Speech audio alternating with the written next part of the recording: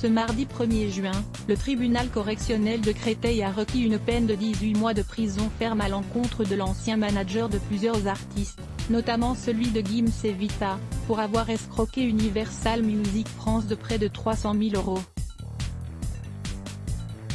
C'est le journal du Parisien qui annonce la nouvelle dans son édition du 1er juin.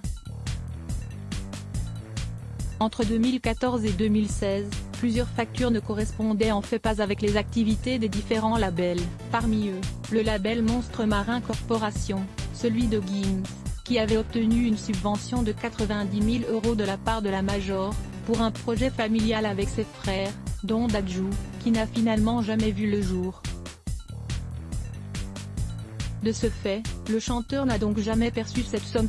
Une situation qui a donc mis la puce à l'oreille, entraînant ainsi rapidement de nombreuses autres suspicions en lien avec d'autres projets, ou déplacements. En effet, le manager se serait également servi de la notoriété des artistes pour ses dépenses personnelles, provoquant ainsi plusieurs mauvaises répercussions sur la réputation des chanteurs. C'est notamment le cas pour Vita, puisque l'accusé aurait obtenu le remboursement de frais de véhicules haut de gamme et de limousine, sous le nom de Vita, alors que la chanteuse n'avait rien demandé. Si ce dernier a plaidé non coupable, jamais de ma vie je n'ai fait de fausses factures.